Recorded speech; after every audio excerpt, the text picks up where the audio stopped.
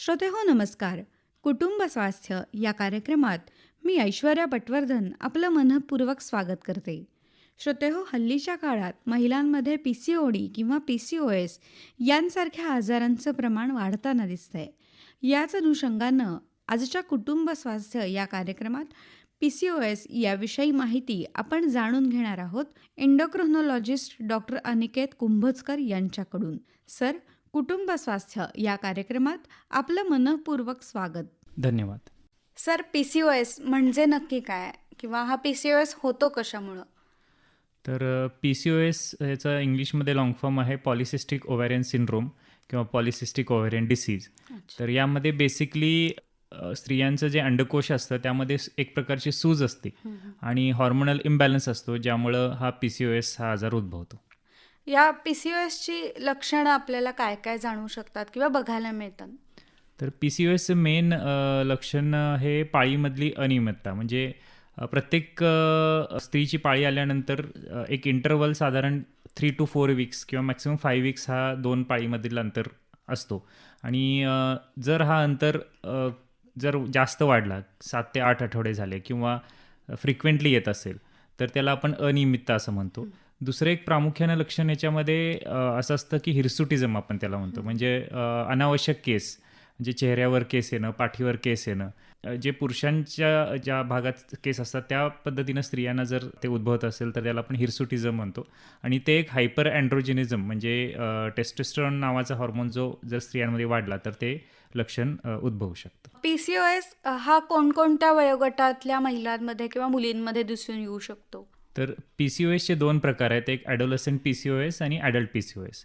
ॲडोलसंट PCOS म्हणजे ज्या मुलींची पाळी साधारण आजकाल थोडी लवकर येते, मुलींची पाळी 12-13 वर्षानंतर चालू होते. तर त्या वयोगटापासून पहिले 3-4 वर्षात जर PCOS उद्भवला तर त्याला आपण ॲडोलसंट PCOS म्हणतो. आणि 18 किंवा 20 वयाच्या पुढं जर PCOSची समस्या असेल तर तो ॲडल्ट PCOS या गटात मोडतो.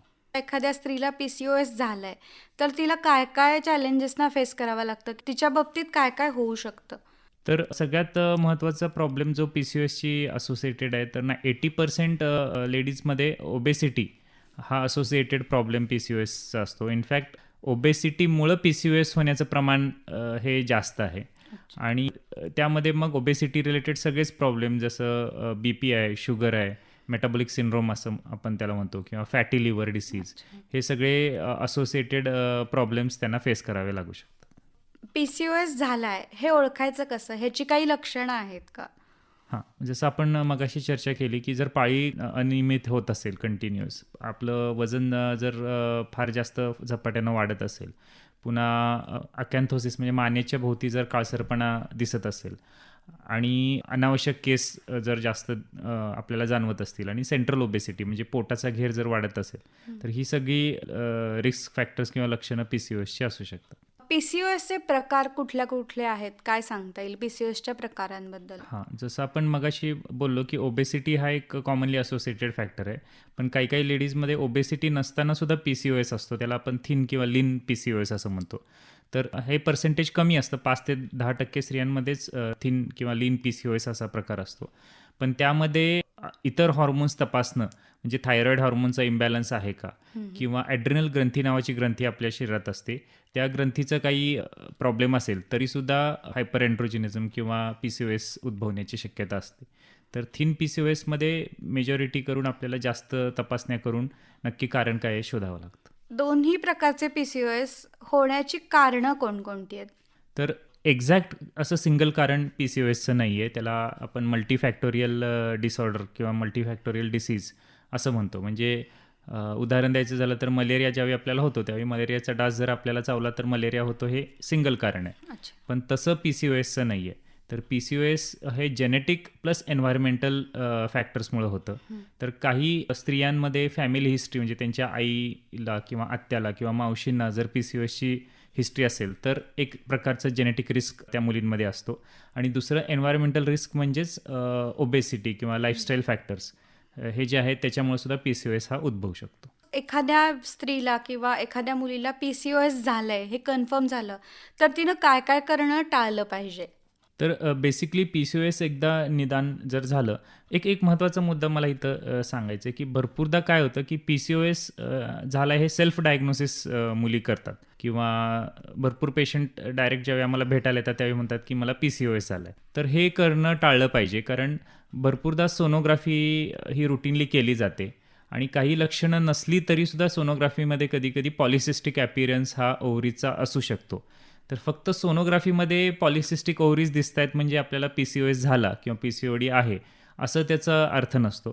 तर अशावेळी लक्षणं प्लस डॉक्टरांनी तपासून डॉक्टरांनी जर निदान PCOSचं केलं तर त्या रिलेटेड पुढचे आपल्याला खबरदारी आणि ट्रीटमेंट ऑप्शन्स हे करावे लागतात. सर, PCOS आणि डायबेटीस यांचा काय संबंध सांगता येईल? हां, जसं आपण मगाशी चर्चा केली, की PCOS आणि डायबिटीस हे दोन्ही सिमिलर डिसऑर्डर्स आहेत, म्हणजे मल्टीफॅक्टोरियल डिसऑर्डर्स आहेत. म्हणजे ओबेसिटीमुळं आपल्या शरीरात एक प्रकारचा इन्शुलिन रेझिस्टन्स नावाचा प्रॉब्लेम तयार होतो. तर ओबेसिटीमध्ये काय होतं, की आपल्या शरीरात चरबी जी वाढलेली असते, त्या चरबीच्या पेशी ज्यांना आपण ॲडिपोसाइट्स असं म्हणतो, त्या पेशी आपल्या शरीरात नॉर्मल जो इन्शुलिन नावाचा घटक असतो, त्याला अडथळा आणतात. तर इन्शुलिनचं काम काय आहे आपल्या शरीरात? आपण जे काही खातो, पचवतो, त्याचं फायनल रूपांतर हे ग्लुकोजमध्ये होतं. तर ग्लुकोज हे आपलं जसं गाडीमध्ये पेट्रोल आहे, तसं आपल्या शरीराच्या प्रत्येक फंक्शनसाठी, एनर्जीसाठी ग्लुकोज हे आवश्यक आहे. आणि हे ग्लुकोज ट्रान्सपोर्टचं काम हे इन्शुलिन करत असतं. पण ज्यावेळी ओबेसिटी वाढते, म्हणजे चरबी ज्यावेळी वाढते, त्यावेळी ह्या इन्शुलिनच्या कामाला अडथळा होतो. म्हणजे 10 युनिट जर ग्लुकोज त्या इन्शुलिनला पोचवायचं असेल, तर त्याला पहिल्यांदा 1 युनिट काम करायला लागत असेल, तेच दुप्पट, तिप्पट, चौपट असं काम करावं लागतं. आणि हे इन्शुलिन जो रेझिस्टन्स आहे किंवा इन्शुलिनच्या पेशींवर जो ताण आहे, त्यामुळं त्याचे साईड इफेक्ट म्हणून PCOS हा आजार उद्भवू शकतो. आणि हे असंच जर ओबेसिटी वाढत गेली, तर फायनली टाईप 2 डायबिटीस या मुलींना किंवा स्त्रियांना होतो आणि त्यांना मग लाईफलाँग डायबिटीसची ट्रीटमेंट आणि त्याचे सगळे कॉम्प्लिकेशन्स फेस करावे लागतात. एकदा जर PCOD झाला आणि तो बरा होऊ शकतो का पूर्णपणे? मुलींमध्ये किंवा स्त्रियांमध्ये ओबेसिटी रिलेटेड आहे, त्यांनी जर वेट कंट्रोल केलं तर PCOS हा पूर्णपणे बरा होऊ शकतो. आणि बऱ्या झाल्यानंतर जर परत वजन वाढलं तर तो परत उद्भवू शकतो परत का? रिव्हर्स होऊ शकतो. PCOS हा लाईफस्टाईल आजार आहे का? हो, मेजॉरिटी हा लाईफस्टाईल आजारच आहे. जसं आपण म्हटलं, की ओबेसिटी हा एक मेन कारण आहे आणि ओबेसिटी 90% केसेसमध्ये लाईफस्टाईल प्रॉब्लेम्समुळे होतो. काही प्रॉब्लेम्समध्ये थायरॉईड आहे किंवा कॉर्टिसॉल एक्सेस नावाचा हॉर्मोनल इम्बॅलन्स आहे, त्यामुळे सुद्धा ओबेसिटी आणि PCOS होऊ शकतं. पण मेजॉरिटी केसेसमध्ये it is a lifestyle disease. PCOS जो आजार आहे याचं निदान करण्यासाठी वेगवेगळ्या तपासण्या करणं गरजेचं असतं. तर ह्या तपासण्या नेमक्या कुठल्या आहेत आणि त्या कशा पद्धतीनं केल्या जातात? तर PCOS हे क्लिनिकल आणि बायोकेमिकल असे दोन्ही प्रकारचे डायग्नोसिस आहे. क्लिनिकलमध्ये जी लक्षणं आपण चर्चा केली ती, प्लस जर आपण सोनोग्राफी या स्त्रियांमध्ये करतो आणि सोनोग्राफीमध्ये जर पॉलिसिस्टिक ओव्हरी अपीअरन्स असेल, प्लस त्यांचे हॉर्मोनल टेस्ट केल्या जातात, ज्यामध्ये थायरॉईड, प्रोलॅक्टिन किंवा वेगवेगळ्या टेस्ट आहेत. त्या टेस्टमध्ये आपल्याला हे कळतं की हॉर्मोनचं इम्बॅलन्स किती आहे आणि कारण काय आहे. तर या सगळ्यांचा हॉर्मोनल तपासणी करून आपण हॉर्मोनचे रिपोर्ट, सोनोग्राफीचे रिपोर्ट आणि लक्षणं या तिघांचं ॲनालिसिस करून एक तज्ज्ञ डॉक्टर जसं एंडोक्रायनॉलॉजिस्ट आहेत तेच ह्याचे योग्य पद्धतीनं निदान करू शकतात. PCOS मध्ये आहार किंवा वजन नियंत्रण ठेवणं हे कितपत गरजेचं आहे? तर PCOSचं मेन ट्रीटमेंट हे वेट फोकस्ड आहे, वेट सेंटर्ड आहे. म्हणजे पाळी नियमित होण्यासाठी जरी आपण मेडिसिन किंवा टॅबलेट्स घेतले आणि थोड्या दिवसांसाठी त्या टॅबलेट्सनी पाळी नियमित झाली, पण वेट जर कंट्रोल नाही झालं किंवा वेट कमी नाही झालं, तर परत तोच प्रॉब्लेम उद्भवू शकतो. त्यामुळं वेट कंट्रोल करणं हे त्याचं डेफिनेटिव्ह ट्रीटमेंट आहे. बाकी जे मेडिसिन्स आहेत ते फक्त सपोर्टिव्ह ट्रीटमेंट आपण PCOSमध्ये करतो. PCOS झाल्यानंतर भविष्यात कुठल्या कुठल्या समस्या उद्भवू शकतात? तर PCOS रिलेटेड जसं आपण long term chronic diseases, diabetes, hypertension हे बघितलं, त्याच पद्धतीनं एक महत्त्वाचा प्रॉब्लेम जो लग्नानंतर या मुलींना फेस करावा लागतो, तो म्हणजे इन्फर्टिलिटी किंवा त्यांना लवकर प्रेग्नन्सी राहत नाही. तर PCOS हे महत्त्वाचं कारण आहे की जे आजकाल आपण बघतोय की इन्फर्टिलिटीचे समस्या भरपूर वाढत चालली आहे. तर त्यामध्ये महत्त्वाचं एक कारण PCOS आहे. आजकालच्या स्त्रियांचा विचार करता पूर्वीच्या ज्या आई, मावशी ह्यांच्या पिढीपेक्षा आत्ताच्या पिढीत पी-सी-ओ-एस होण्याचं प्रमाण खूप वाढलेलं दिसतंय. यामागं कारणं काय असू शकतात? यामागं जेनेटिक कारण शक्यतो नाही आहे. कारण जेनेटिक्स 10-15 वर्षात लगेच फारसं आपल्या शरीरात बदलणं तसं दिसत नाही. तर मेन एन्व्हायर्मेंटल फॅक्टर्स आपले lifestyle changes, increased screen time, आपलं सेडेंटरी लाईफस्टाईल जे आपण म्हणतोय की व्यायाम आपला काही होत नाही. आणि ज्या वयोगटात ह्या मुलामुलींनी खेळलं पाहिजे, व्यायाम केला पाहिजे, त्या वयोगटात त्यांना अभ्यासाचा जास्त लोड असतो. त्यामुळे ते एका ठिकाणी बसून अभ्यास करतात. हे सगळे जे आपल्या भौतिक जीवनशैलीत आणि शालेय जीवन पद्धतीत जे काही भरपूर बदल आता अलीकडे झाले, त्यामुळंच पी-सी-ओ-एसचं प्रमाण वाढते असं मला वाटतं. सर, मगाशी आपल्या बोलण्यात आलं की पी-सी-ओ-एसचा एक फॅक्टर येतो की वंध्यत्व, इनफर्टॅलिटी. तर पी-सी-ओ-एस आणि इनफर्टॅलिटी यांचा कसा संबंध आहे? तर बेसिकली पी-सी-ओ-एसमध्ये अनओव्ह्युलेशन हा प्रॉब्लेम असतो. म्हणजे काय की त्या नॉर्मल पाळी जी स्त्रियांमध्ये येत असते, त्यामध्ये एकदा पाळी थांबली की साधारण 13व्या-14व्या दिवशी ओव्ह्युलेशन होतं. आणि ते ओव्ह्युलेशन झालं आणि जर प्रेग्नन्सी राहिली तर परत पुढची पाळी ही चुकते. हे एक नॉर्मल आपण सगळ्यांमध्ये बघतो. पण पी-सी-ओ-एसमध्ये असा प्रॉब्लेम आहे की ओव्हम किंवा अंडकोशामध्ये अंडी तयार होतात, पण त्या बाहेरच येत नाहीत. आणि असे मल्टिपल सिस्ट तयार झालेले असतात. हां. तर त्यामुळं ओव्ह्युलेशनच होत नसल्यामुळं ते ओव्हम फर्टिलाइज होणं अवघड जातं आणि त्यामुळं त्यांना प्रेग्नन्सी राहण्याची शक्यता कमी होते. पी-सी-ओ-एस झाल्यानंतर वजन नियंत्रणात आणून किंवा काही ट्रीटमेंट घेतल्यानंतर पुन्हा बाळ होऊ शकतं का? हो, पी-सी-ओ-एस जरी असला तरी त्याची ट्रीटमेंट जर आपण घेतली, वेट कंट्रोल केलं आणि ओव्ह्युलेशन इंडक्शन नावाचे काही मेडिकेशन्स असतात किंवा ओव्ह्युलेशन इंडक्शन थेरपी असं आपण त्याला म्हणतो. ह्याची ट्रीटमेंट घेतली की प्रेग्नन्सी राहू शकते. आणि महत्त्वाचं असं आहे की हे सगळे ट्रीटमेंट घेण्याच्या आधी या स्त्रियांची योग्य ती सगळी तपासणी करणं गरजेचं आहे. कारण भरपूरदा असं असतं की हायपोथायरॉइडिझम जरी असेल तरी पाळी अनियमित होऊ शकते. हां. आणि समजा हायपोथायरॉइडिझम असेल आणि त्याच्यामुळं जर प्रेग्नन्सी राहत नसेल तर थायरॉईडची ट्रीटमेंट करून थायरॉईड नॉर्मल केल्यानंतरच प्रेग्नन्सी प्लॅन करणं गरजेचं आहे. कारण जर हायपोथायरॉइडिझम असताना प्रेग्नन्सी राहिली तर जे बाळ पोटात वाढत असतं त्याच्या वाढीवर भरपूर दुष्परिणाम होतात.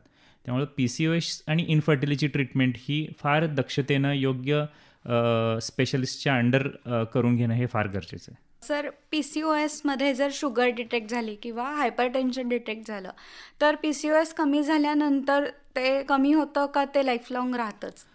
जर टाईप 2 डायबिटीस आणि हायपरटेन्शन जर डेव्हलप झालं असेल तर शक्यतो ते रिव्हर्स होणं थोडं डिफिकल्ट असतं. जर अर्ली फेजेसमध्ये आपण ते डिटेक्ट केलं आणि इमिजिएटली वेट लॉस केलं तर काही फारच कमी पर्सेंटेज लोकांमध्ये किंवा स्त्रियांमध्ये डायबिटीस रिव्हर्स होऊ शकतो. सर, पी-सी-ओ-एसची ट्रीटमेंट कशा प्रकारे करता येते? तर पी-सी-ओ-एस हे ॲडोलसंट पी-सी-ओ-एसमध्ये आपण बेसिकली त्यांना ओरल कॉन्ट्रासेप्टिव्ह पिल्स जे रुटीनली स्त्रिया वापरतात त्याची ट्रीटमेंट केल्यानंतर त्यांची पाळी नियमित होऊ शकते. काही पर्सेंटेज ऑफ केसेसमध्ये आपण डायबिटीसच्या रिलेटेड मेडिसिन्स आहेत ते वापरले तरी पी-सी-ओ-एस इम्प्रूव्ह होतं. काही पर्सेंटेज केसेस म्हणजे जसं मी मगाशी म्हणालो की जर थायरॉईड असेल तर थायरॉईडची ट्रीटमेंट करणं, जर प्रोलॅक्टिन रिलेटेड प्रॉब्लेम असेल तर त्याचं ब्रेनचा स्कॅन करून त्याच्या रिलेटेड ट्रीटमेंट करणं, असं त्या पर्टिक्युलर केसला काय कारण आहे बघून आपण त्याची ट्रीटमेंट करतो. आणि ॲडल्ट पी-सी-ओ-एसमध्ये बेसिकली आपली पूर्ण ट्रीटमेंट ही फर्टिलिटीच्या अनुषंगाने ही फोकस्ड असते. पी-सी-ओ-एस होऊच नये यासाठी आपण काही काळजी घेऊ शकतो का? सो अगेन बेसिकली आपली लाईफस्टाईल योग्य ठेवणं, आपला बॉडी मास इंडेक्स म्हणजे प्रत्येक वयोगटानुसार जन्मापासूनच 18 वर्षापर्यंत आणि त्यानंतरसुद्धा प्रत्येक वयोगटानुसार आपलं बॉडी मास इंडेक्स हा आपला नॉर्मल ठेवणं. म्हणजे काय, आपला वेट आणि हाईटचा रेशो जो असतो तो योग्य पद्धतीनं मेंटेन ठेवणं. त्यासाठी जे काही सात्विक आहार आहे आणि आपली जीवनशैली, व्यायाम हे लहानपणापासूनच मुलांना त्याचं ट्रेनिंग देणं आणि त्याचं महत्त्व समजावून सांगणं, हे मला वाटते की कुटुंबाच्या प्रमुखाने किंवा कुटुंबातल्या व्यक्तींनी त्याच्याकडं एक हेल्दी दृष्टीनं बघणं हे त्याचं प्रिव्हेंटिव्ह आस्पेक्ट असू शकतं. कारण एकदा पी-सी-ओ-एस झाल्यावर तो ट्रीट करून रिव्हर्स करणं हे थोडंसं चॅलेंजिंग जातं. श्रोतेहो, पी-सी-ओ-एस याविषयी डॉक्टर अनिकेत कुंभोजकर यांनी सांगितलेली माहिती ऐकली. याबरोबरच आजच्या कार्यक्रमाची वेळ आता संपत आली आहे. तेव्हा या कार्यक्रमाचे सादरकर्ते श्रीनिवास जरंडीकर यांना आणि मला ऐश्वर्या पटवर्धनला निरोप द्या. नमस्कार.